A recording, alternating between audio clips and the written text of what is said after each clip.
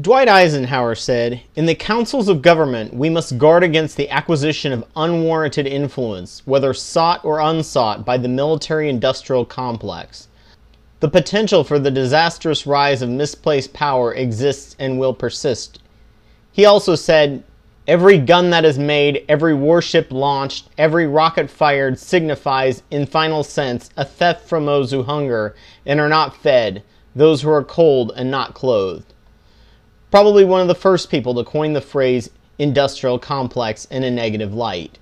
The definition of an industrial complex would be an industry that exists at its size because it's subsidized by tax dollars, creates many jobs in many, if not all, congressional districts, and those jobs can be used as a sword against the neck of any congressman that might want to cut the subsidies. The military is the biggest and most bloated of these. During the Cold War, the Pentagon strategically built bases or hired contractor companies in every congressional district to ensure that the local economy would be hurt if a congressman voted against it. Indianapolis is an exact example of this. Fort Benjamin Harrison on the east side of the city used to be a middle-class area and was closed in the Clinton years, and a massive poverty spiked.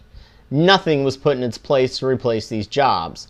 Lieutenant Governor Frank O'Bannon told the people of southern Indiana that he believed that Crane Naval Weapons Station, a weapons production site in Podunk, middle of nowhere, should be closed, and we haven't seen a Democratic governor since. It's why we kept building F-35s, a jet in production that doesn't work, is way too expensive, and the military keeps saying it neither wants nor needs. The military also says it has too many Abrams tanks they'll never use, yet Congress is forcing them to take more. The military-industrial complex is big because it creates jobs.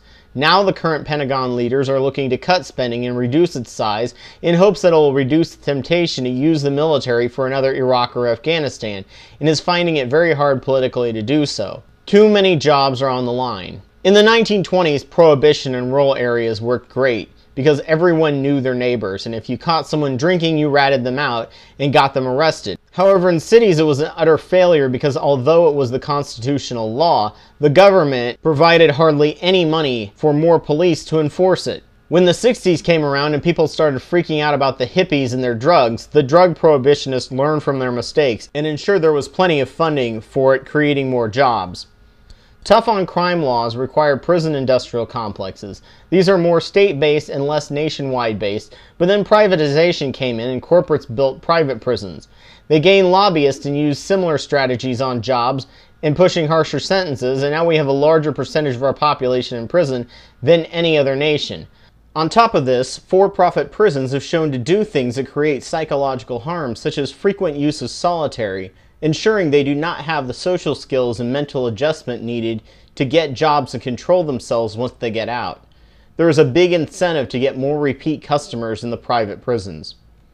Most of Europe has 1/10 the prison population we do, and after getting out in the US, they're stigmatized and can't get work and have high recidivism rates.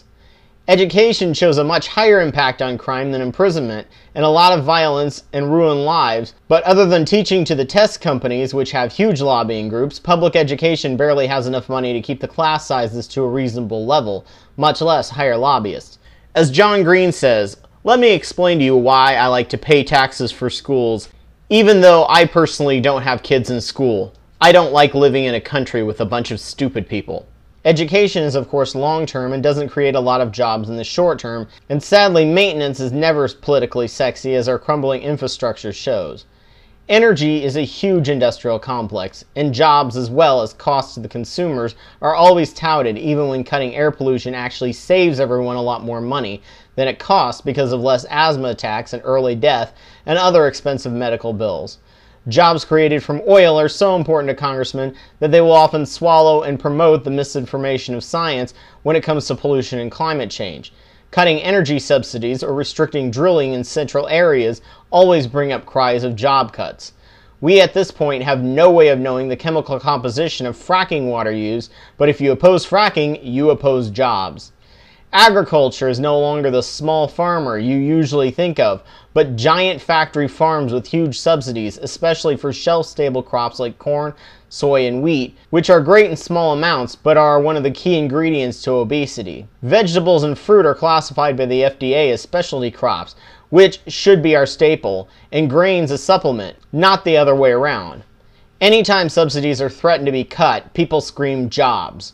If we cared about the health of the people, we'd be subsidizing aquaponic farms in cities so fish and vegetables would be poverty foods instead of carbs, fat, and sugar. It would certainly give our kids a brain boost. I would even say that there is an advertising industrial complex, which is why there's little to no regulation on it, especially in marketing to kids. Kids can't distinguish the difference between reality and fantasy and are more psychologically susceptible to brand loyalty and conditioning, but the child target market industry is $50 billion with no sign of abating, unlike other nations. Drug advertising is its own problem, especially the way they market to doctors and people on TV.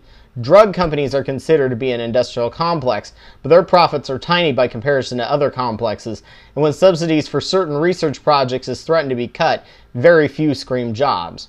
So much money is spent on research that it makes very little profits, and instead of acting like a healthcare facility, they have to act like a business and scrap major public good and acute projects like antibiotics in favor of more chronic projects like Viagra and cholesterol medicine. And this is why we need a change. I don't think we can, under the current system, topple some of these complexes. The military is trying to scale itself back in post-war fashion, but it won't get much smaller. Prison and drug policing complexes may change with newer generation via political action. However, science is always the first thing to get cut because its funding always creates jobs in the future and not right now. 30% of our economy is based on scientific discovery made in the 60s via mass government-funded pure science such as a laser or the internet. Now let's be fair, America does lead the world in science spending, and contrary to popular Fox News hype, it's not wasted. Scientists have to scrimp and scrape on tiny budgets and write up complex to-the-letter grant proposals just to get funding. Even research like snail mating habits can have a profound impact in the future if that species turns out to be a perfect model for testing.